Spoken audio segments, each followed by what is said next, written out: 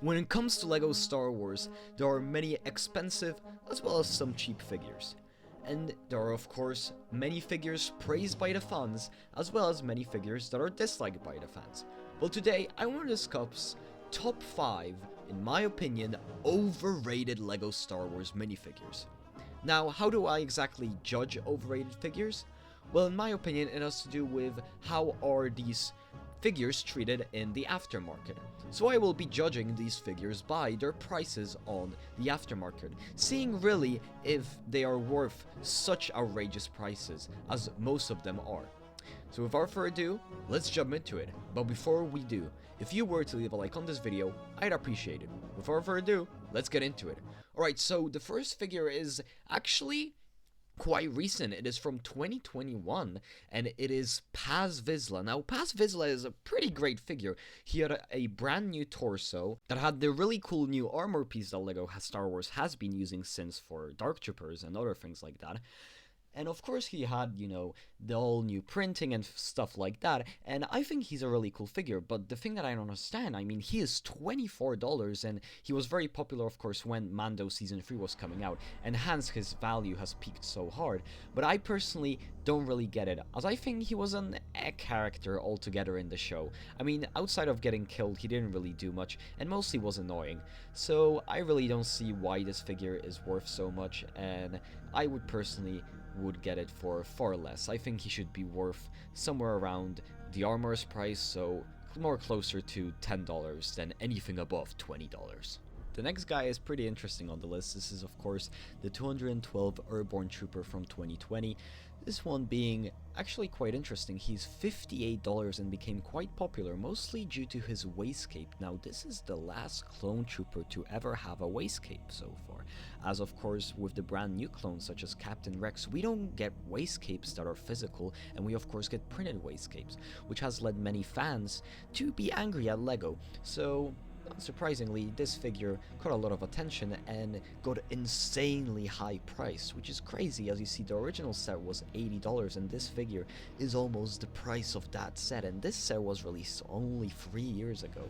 So yeah, pretty crazy, and personally, I don't think he's worth really almost $60. Other Airborne Troopers are far cheaper that came in the original 212 Battle Pack, so in my opinion, get those instead. Another clone on the list is the clone Captain. This is the dark red variant of a Phase 1 trooper. And this guy is pretty cool, but not, I think, $78 cool. Yeah, seriously, check it out.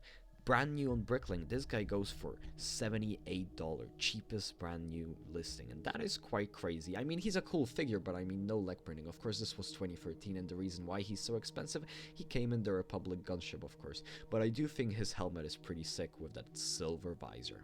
Right, moving on to this guy. This is the TX-20 droid, and he is worth about $87. Now, I'm sorry guys, but I just don't see it. Every droid is below $10. Even B2 battle droids you can find for below $10, except if they're the 2002 variant, but that doesn't matter. What I mean is that the variant of the droids is usually very cheap, but this guy, he is $87, and the crazy thing, there is only one piece that is exclusive here, and that is of course the torso, which is also has the molded head inside of it, and that is just absurd to me. I mean, $87, that is crazy. Probably he's so expensive as he came in one set, which was Mace Windu Starfighter, and that set was a retail exclusive back in 2009, I believe, so that's why he's probably on the more expensive side. But yeah, I just think he's super overrated, as I mean, what can you really do with this guy? I mean, droids don't have great postability, so you can just really stand them on next to your droid army, and I guess that's cool, but I mean, pretty overrated. Alright, and finally, we move into the last figure, that being Pre Vizsla, who inspired me to do this list, as Pre Vizsla, you see, has an absurd price.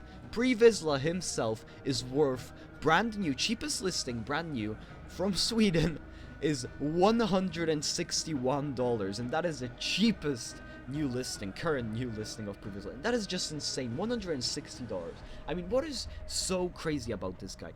I mean, I get that, you know, for the time he was great. I mean, this was 2012, he came in one set and he had leg printing, which was great, and he had a brand new cape piece, but $170, I mean, Pre-Vizsla isn't even that popular.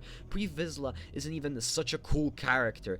I'd say that he's a pretty, you know, average Mandalorian. He did some cool stuff in the Clone Wars, but, you know, then he got chopped off by Darth Maul, so I really don't get why he's so expensive. Maybe it's because of that cape piece, but $160 is absurd. I think this is easily the most overrated LEGO Star Wars figure there is. But let me know, guys, what do you think is the most overrated LEGO Star Wars figures? Without further ado, I'll catch you guys next time. Bye bye.